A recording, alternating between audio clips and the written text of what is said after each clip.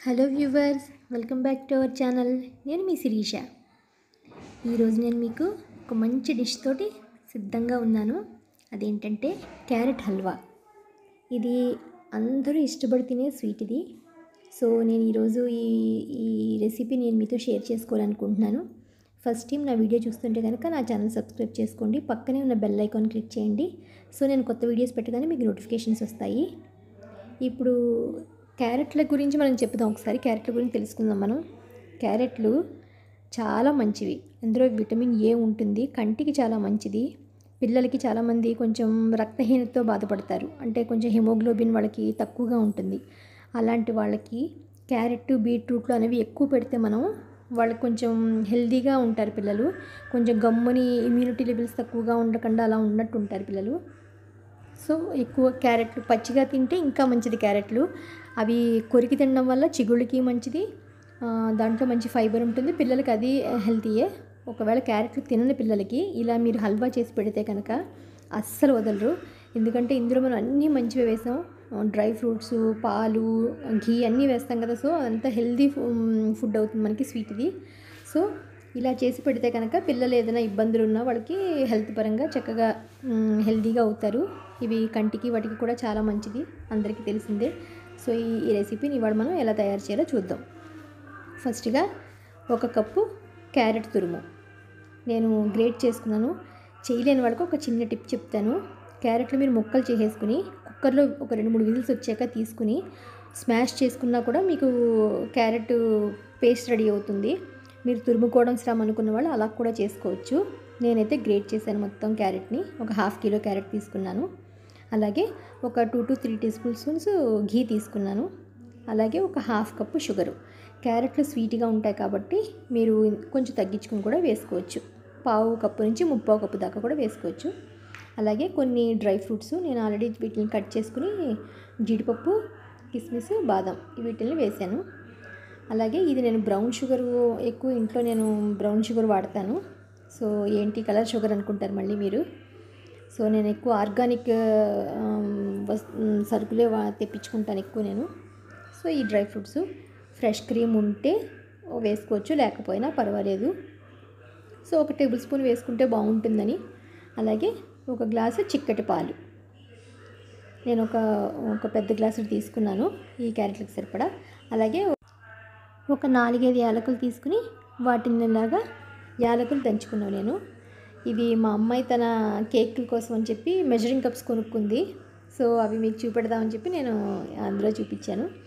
So ముందుగా stove on చేసి pan పెట్టుకుని అందులో మనం ఆల్రెడీ నెయ్యి ఒక 2 to 3 టేబుల్ స్పూన్ ఉంది కదా, అది వేసుకుని కొంచెం అది వేడెక్కాక ఏవైతే డ్రై ఫ్రూట్స్ మనం కట్ చేసి పెట్టుకున్నామో అవన్నీ ఒక్కసారి వేసుకుని కొంచెం సిమ్లో పెట్టుకుని చక్కగా వాటిని మాడకుండా చక్కగా వేయించుకోవాలి.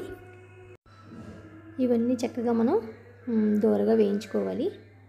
నేతిలో వేయించుకుంటే ఏంటంటే కమ్మటి వాసన వస్తాయి డ్రై ఫ్రూట్స్ అని, నేను పచ్చివాసన పోయి. సో చూసారు కదా చక్కగా వేగుతున్నాయి. ఇప్పుడు ఇవన్నీ బాగా వేగాయి కదా, మనం వీటిని ఒక బౌల్లోకి తీసేసుకుందాము. సో అదే నెయ్యిలో మనం ఈ క్యారెట్ తురుపు కూడా వేసి సిమ్లో పెట్టుకుని అది కూడా చక్కగా, క్యారెట్లో పచ్చివాసన వస్తుంది కొంచెం. సో ఈ నేతిలో వేగడం వల్ల ఆ పచ్చివాసన పోయేంత వరకు మనం వేయించుకోవాలి.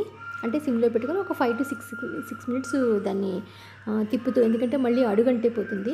నేను ఎందుకంటే స్టీల్ మొన్న నా కిచెన్లోకి వచ్చిన కొత్త వస్తువులను వీడియోలో చూపించాను కదా, ఇవే అవి స్టీల్ కదా, కొంచెం జాగ్రత్తగా దగ్గరుండి కలుపుకోవాలి. అలాగే పచ్చివాసన పోయాక మనం 1 కప్పు గ్లాసు పాలు ఉన్నాను కనుక్కున్నా అవి కూడా పోసుకుని చక్కగా వాటిని కూడా ఒకసారి అన్నీ బాగా తిప్పుకుని, ఇవి ఉడకడానికి కొంచెం టైం పడుతుంది క్యారెట్. సో ఈలోపు మనం ఒక మూత పెట్టుకుని ఒక 10 మినిట్స్ దాన్ని సిమ్లో పెట్టుకుని ఉడికించుకుందాం. ఇప్పుడు చూద్దామా, చూసారు కదా చక్కగా పాలతోటి ఉడికింది మంచిగాను. పాలు కూడా అన్నీ ఇంకిపోయాయి, చూసారు కదా. సిమ్లో పెడితే ఏంటంటే చక్కగా ఉడుకుతుంది మనకి, క్యారెట్ కూడా బాగా ఉడికి చక్కగా అవుతుంది. ఇప్పుడు ఇందులో మనం ఆల్రెడీ షుగర్ కొలిచి పెట్టుకున్నాం కదా, నేను అందులో కొంచెం తగ్గించి వేసాను ఎందుకంటే స్వీట్ ఎక్కువగా ఉంటుందేమోనని. 1/2 కప్పు నుంచి 1/2 కప్పు లోపు మనం వేసుకోవచ్చు. ఇది 1/2 kg క్యారెట్కి అంటే 150 గ్రామ్స్, 100 గ్రామ్స్ to 150 గ్రామ్స్ సరిపోతుంది.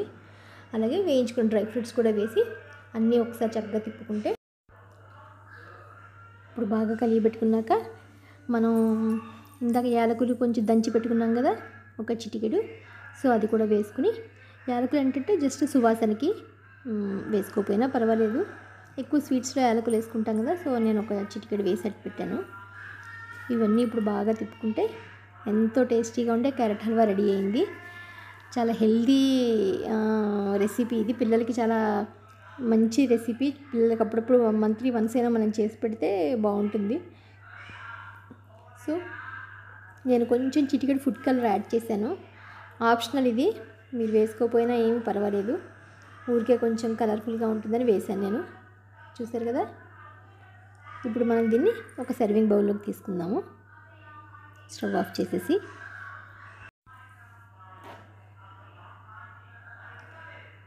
చూసారు కదా, అందరికీ ఇష్టపడే క్యారెట్ హల్వా రెడీ అయింది. మీరు కూడా ట్రై చేసి ఎలా వచ్చిందో నాకు కామెంట్ రూపంలో తెలియచేయండి.